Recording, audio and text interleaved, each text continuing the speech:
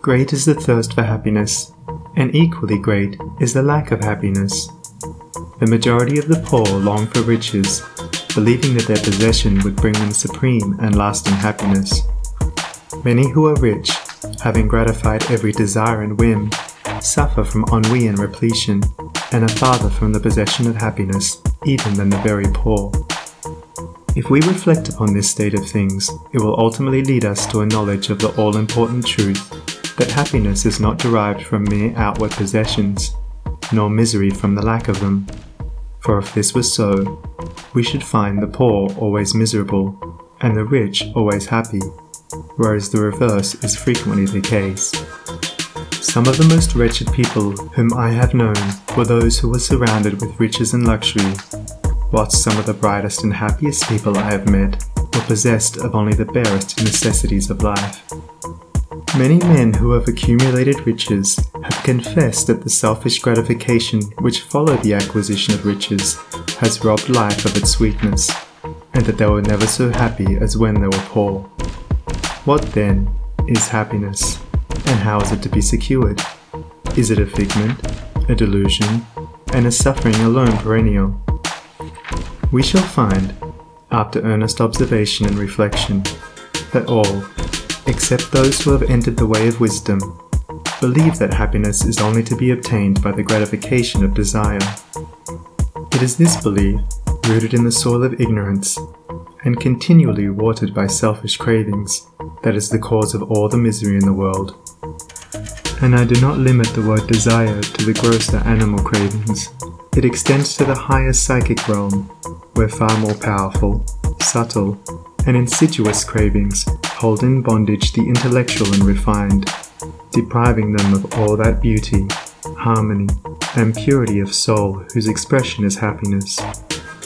Most people will admit that selfishness is the cause of all the unhappiness in the world, but they fall under the soul-destroying delusion that it is somebody else's selfishness and not their own. When you are willing to admit that all your unhappiness is the result of your own selfishness, you will not be far from the gates of paradise. But so long as you are convinced that it is the selfishness of others that is robbing you of joy, so long will you remain a prisoner in your self-created purgatory. Happiness is that inward state of perfect satisfaction which is joy and peace, and from which all desire is eliminated. The satisfaction which results from gratified desire is brief and illusionary, and is always followed by an increased demand for gratification. Desire is as insatiable as the ocean, and clamours louder and louder as its demands are attended to. It claims ever-increasing service from its deluded devotees, until at last they are struck down with physical or mental anguish, and are hurled into the purifying fires of suffering. Desire is the reign of hell, and all torments are centered there. The giving up of desire is the realization of heaven, and all delights await the pilgrim there.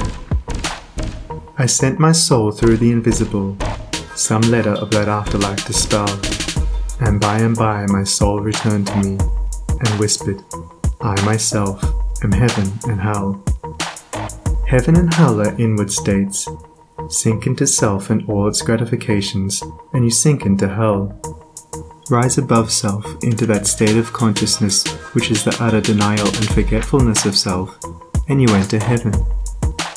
Self is blind, without judgment, not possessed of true knowledge, and always leads to suffering.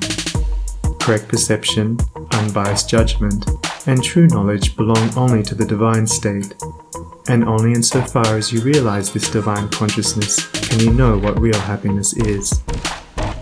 So long as you persist in selfishly seeking for your own personal happiness, so long will happiness elude you, and you will be sowing the seeds of wretchedness. Insofar as you succeed in losing yourself in the service of others, in that measure will happiness come to you, and you will reap a harvest of bliss. It is in loving, not in being loved, the heart is blessed. It is in giving, not in seeking gifts, we find our quest. Whatever be thy longing or thy need, that do thou give, so shall thy soul be fed, and thou indeed shalt truly live. cling to self and you cling to sorrow. Relinquish self and you enter into peace.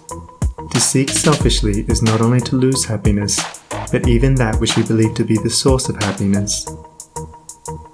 See how the glutton is continually looking about for a new delicacy wherewith to stimulate his deadened appetite, and how bloated, burdened, and diseased, scarcely any food at last is eaten with pleasure. Whereas, he who has mastered his appetite, and not only does not seek, but never thinks of gustatory pleasure, finds delight in the most frugal meal. The angel form of happiness, which men, looking through the eyes of self, imagine they see in gratified desire, when clasped is always found to be the skeleton of misery. Truly, he that seeketh his life shall lose it, and he that loseth his life shall find it. Abiding happiness will come to you when, ceasing to selfishly cling, you are willing to give up. When you are willing to lose, unreservedly, that impermanent thing which is so dear to you, and which, whether you cling to it or not, will one day be snatched from you, then you will find that that which seemed to you like a painful loss turns out to be a supreme gain. To give up in order to gain, than this there is no greater delusion, nor no more prolific source of misery. But to be willing to yield up and to suffer loss, this is indeed the way of life. How is it possible to find real happiness by centering ourselves in those things which, by their very nature, must pass away? Abiding in real happiness can only be found by centering ourselves in that which is permanent. Rise, therefore, above the clinging to and craving for impermanent things, and you will then enter into a consciousness of the eternal. And as, rising above self, and by growing more and more into the spirit of purity, self-sacrifice, and universal love, you become centered in that consciousness, you will realize that happiness which has no reaction, and which can never be taken from you.